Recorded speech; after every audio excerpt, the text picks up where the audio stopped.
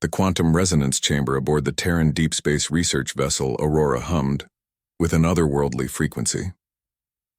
Dr. Sarah Chen adjusted the crystalline array for the third time that shift, her practiced fingers dancing across holographic controls that most species would find incomprehensible. The humans had always been peculiar in their approach to communication technology. Where others built receivers for known frequencies, humans built devices that could hear everything. Still nothing on the standard channels, reported Lieutenant Marcus Webb from his station. But the quantum array is picking up something strange. Chen's eyes lit up.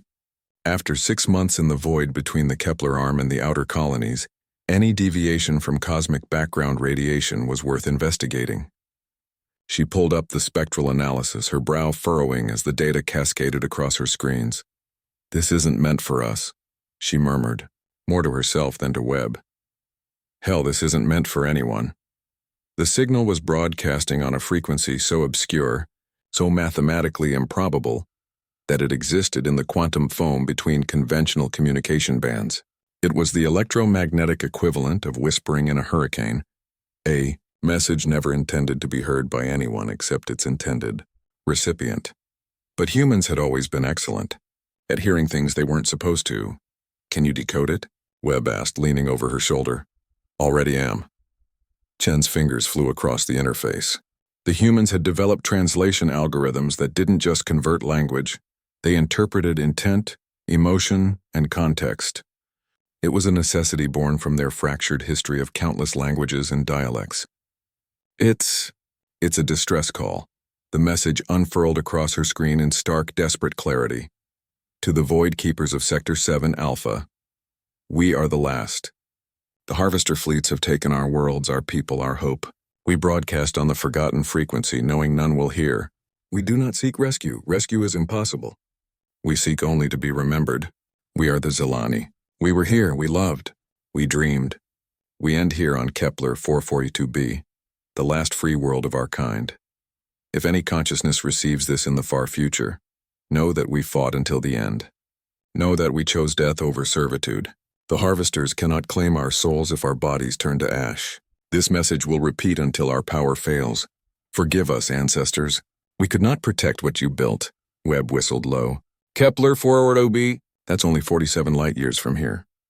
Chen was already pulling up navigation charts. The Harvester War ended 3,000 years ago. This signal has been repeating for, she paused, calculating, for over 3 millennia. They're still alive. Webb's voice carried hope and disbelief in equal measure. The message is still broadcasting. Someone's still there keeping the equipment running. Chen's jaw set with the kind of determination that had carried humanity from their small blue world to the stars. "Plot a course. Maximum burn. Sarah, we're a research vessel. We don't have weapons, we don't have Marines. We have something better." Chen turned to face him, her eyes blazing with the fire that had driven her species to impossible achievements. "We have the one thing the harvesters never counted on, which is, we're human. We don't leave people behind." 47 days later, the Aurora dropped out of hyperspace at the edge of the Kepler 442 system. What they found defied all expectations. Kepler 442b hung in space like a wounded jewel, its surface scarred by millennia of conflict. But it was still there, still intact, and the signal was still broadcasting. "Scanning for life signs," Webb reported. "I'm reading. This can't be right." Population of roughly 12,000, concentrated in underground facilities. 12,000, Chen breathed. They've been holding out for 3,000 years. As if summoned by their presence, the ancient distress signal suddenly changed. For the first time in 3 millennia, it carried a new message. "Unknown vessel, this is Archive Keeper Thalen of the Zilani Remnant. Your approach has been detected. We do not know who you are or why you have come to this forgotten world. But if you mean us harm, know that we have endured worse. If you come in peace, we had not dared to hope." Chen opened a channel, her voice carrying across the void to people who had given up hope before her species had even discovered fire. "Archive Keeper Thalen, this is Dr. Sarah Chen of the Terran research vessel Aurora. We heard your message, all of it, every word broadcast over the last 3,000 years. We're here to take you home." The silence that followed stretched for nearly a minute. When Thalen's voice returned, it carried something that had been absent from Zilani communications for millennia. Wonder. Humans. We have heard legends of your kind, the species that turns impossibility into inevitability. But how did you hear? Our message was broadcast on the dead frequency, the forgotten channel.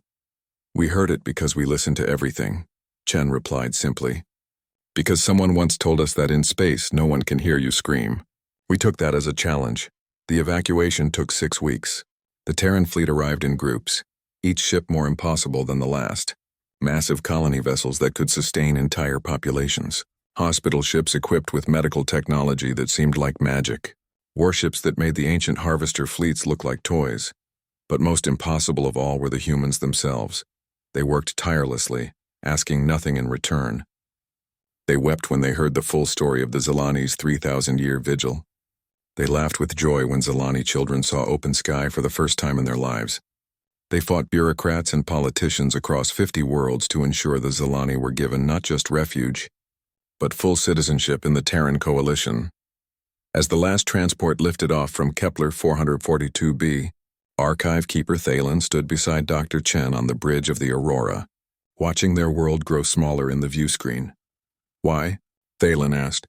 Why risk so much for strangers? Your species barely knew we existed. Chen smiled, her eyes reflecting the stars. Because someone was calling for help. That's all we needed to know. The old Zelani's 6 eyes glistened with tears. In 3,000 years of isolation, we forgot something important. What's that? That sometimes when you whisper into the void, someone good might be listening. The Aurora jumped to hyperspace, carrying the last of the Zelani toward a future they had never dared to imagine. Behind them, Kepler 442b fell silent for the first time in 3 millennia. The message had finally been heard.